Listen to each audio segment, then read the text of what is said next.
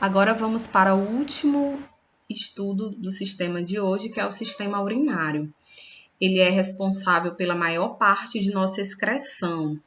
A principal substância excretada pelo sistema urinário humano é a ureia, que é o CO2 e a amônia, gerada como produto do metabolismo de compostos nitrogenados, ou seja, dos aminoácidos.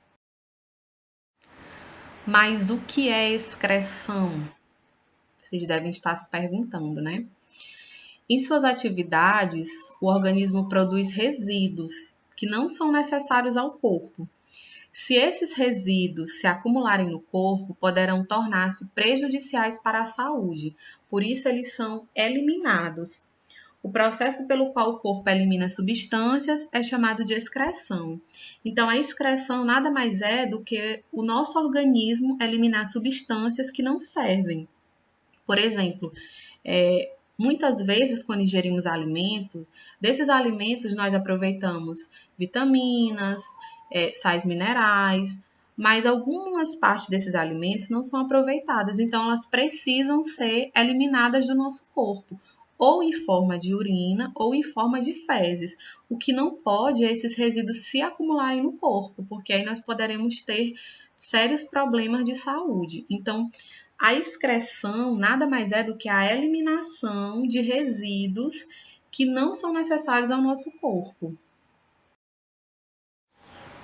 Então, o sangue, ele recolhe os resíduos produzidos no corpo e os transporta para órgãos específicos que atuam na separação e na eliminação de substâncias dissolvidas no sangue. Esses órgãos formam o sistema urinário. Eles são compostos de rins, uréteres, bexiga urinária e uretra. Então, o rim, ele é o órgão onde o sangue é filtrado e se forma a urina.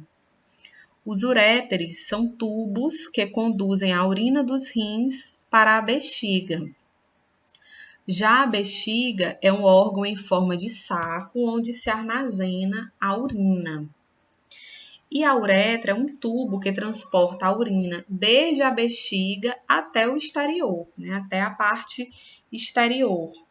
Então, observem aí.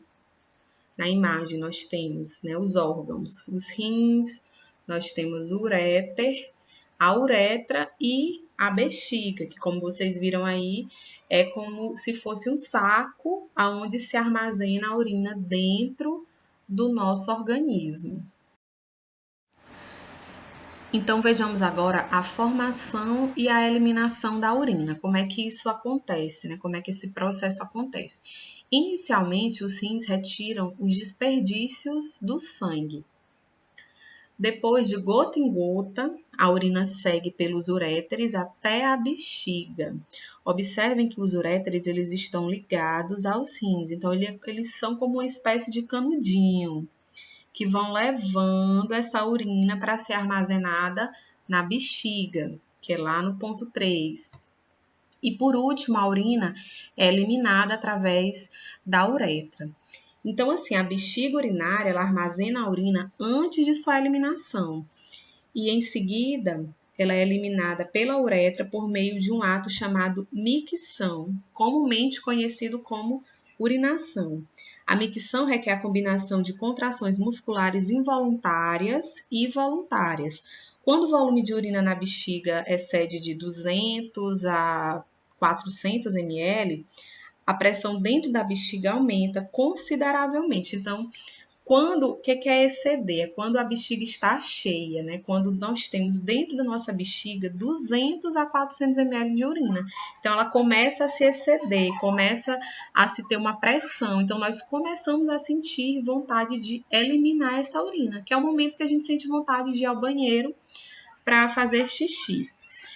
Quando você é criança, bebê recém-nascido, quando você tem 2, 3 anos, é involuntário, você não consegue controlar essa eliminação. A partir do momento que você começa a crescer, 5, 6 anos, você consegue segurar, né, essa eliminação da urina, mas por pouco tempo, porque a sua bexiga vai começar a exceder, a pressionar e você vai ter que eliminar essa urina. Observem aí na imagem ao lado como é que vai acontecendo, né, esse processo, a bexiga enchendo, né, ela enche até um certo ponto e logo depois ela precisa ser esvaziada. Até porque se você não fizer isso, né, com frequência, você poderá ter problemas nos rins. Então, agora vejamos a água no corpo humano. Observe esse gráfico que mostra a porcentagem de substâncias no organismo humano. O nosso corpo ele é composto basicamente de água, né? O nosso corpo tem entre 60% a 65% de água, 18% de proteínas, 10% de gordura, 5% de carboidrato e 2% de outras coisas que existem no nosso corpo, outras substâncias, né? Observem o percentual de água no nosso corpo ao decorrer da nossa vida. O feto, que é aquele que ainda está na barriga da mãe durante a gravidez, durante a gestação, ele é composto de 100% de água. Já um bebê, ele tem 80% de água na sua composição do corpo. Um adulto, ele tem 70%. E um idoso, ele tem 50% de água no corpo. Então, crianças, para que nós tenhamos um bom funcionamento de todos esses sistemas que nós estudamos, é necessário algumas pequenas atitudes para melhorar o nosso organismo. Então, dentre elas, nós temos beber bastante água, que é extremamente importante para o nosso organismo. Principalmente que vocês viram ali a tabelinha, né? A partir do momento que nós vamos crescendo, nos tornando adulto, ficando mais velhos, o nosso organismo precisa de mais água. Outro fator também importante para um bom funcionamento dos nossos sistemas é uma alimentação saudável. O que é uma alimentação saudável? É que você coma de tudo um pouco, sem exagero, né? Você tenha uma alimentação com carnes, com frutas, com verduras, com vegetais.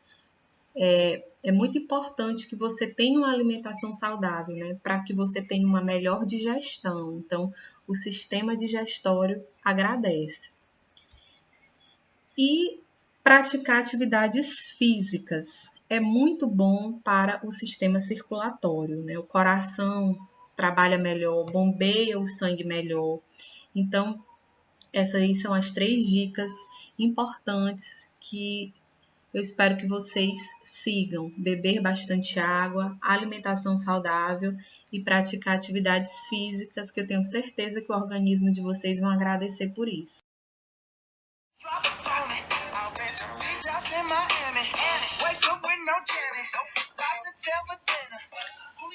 Então, crianças, agora é hora de exercitar o que vocês aprenderam na aula de hoje sobre os sistemas do corpo humano. Espero que todos tenham um excelente dia. Bom estudo!